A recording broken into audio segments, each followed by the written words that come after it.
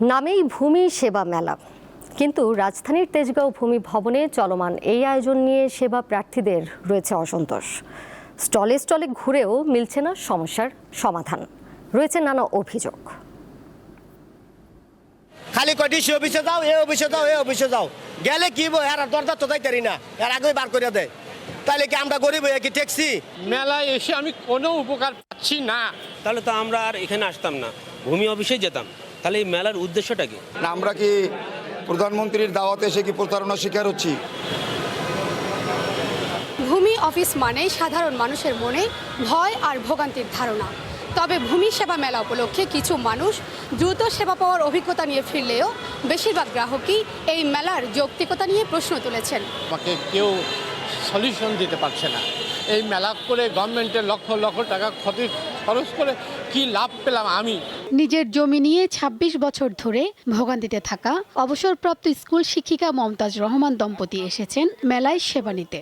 তবে বিভিন্ন স্টল ঘুরেও মেলেনি কাঙ্ক্ষিত সেবা। গ্রাসরুট লেভেলে যেটা জমির আসল যেখানে ঘটনাগুলো ঘটছে সেখানে হাত দিতে হবে। খাজনা দিব আমি, আর জমি মানুষ খাবে ২৪-২৫ বছর বা খাবে বা বেদখল করবে। ২৭ বছর ধরে যে আমি কোর্টের দুয়ারে দুয়ারে ঘুরতেছি, সেইটার থেকে নিষ্কৃতি পাওয়ার জন্য এবং আমি যাতে আমার জমিতে আমি ঠিকভাবে যেতে পারি। বুধবার রাজধানীর তেজগাঁও ভূমি ভবনের ভূমি সেবা মেলায় সারাদিন ঘুরে দেখা গেছে এমন সেবা না পাওয়া সাধারণ মানুষের তালিকা বেশ দীর্ঘ।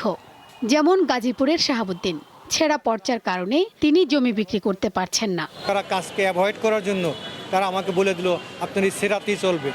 বাট আই বিলিভ যে কোনো ক্রেতা এই জমি কিনতে আসলে যে তার পর্চার ভলিউম সেরা, তারা কোনো তথ্য পেল না। মেলা এত আয়োজন, এত কিছু, এত ঢাকঢোল পিটানো, আমি তো ভাবছি যে এখন আসবো, এখন এসে এখানে নামজারি হবে, খাজনা দেবো, সব টাকা জমা দেবো, টাকা নিয়ে আসছি। ওনারা আমাকে আমার ডিস্ট্রিক্ট আবার দেখাই দিল, ওইখানে খবর নেন, ওইখানে খবর নেন। সারা বাংলাদেশের কাগজ এখান থেকে ডিস্ট্রিবিউট হয়ে বিভিন্ন জেলায় যাচ্ছে, এদের এখানে নাই কেন? এরা আমাকে এই ধরনের ভুল তথ্য দিচ্ছে কেন? আমি তাহলে তো সিলেট বসেই করতে পারতাম। তবে দু একটি ব্যতিক্রমও চোখে পড়ল।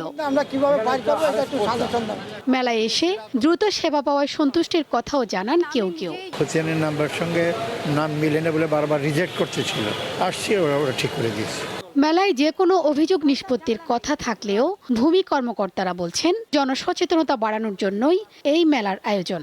মূলত হচ্ছে প্রচারের জন্য, কারণ এখনো আমাদের দেশের অনেক মানুষই জানে না যে আপনারা অনলাইনে ভূমি সেবা আমাদের 100% সেবাই আমরা ভূমি সংক্রান্ত দিতে না পারলেও 90% বা 95% সেবা আমরা অনলাইন ভিত্তিক দিচ্ছি। শুধু সচেতনতা নয়, মেলাকে আরও কার্যকর করতে গ্রাহকদের সমস্যার সমাধানে জোর দেওয়ার দাবি জানান আগতরা। তাহলে ভূমি অফিসে যদি যাবে তাহলে এখানে কি? শিউলি শবনম, দীপ্ত সংবাদ, ঢাকা।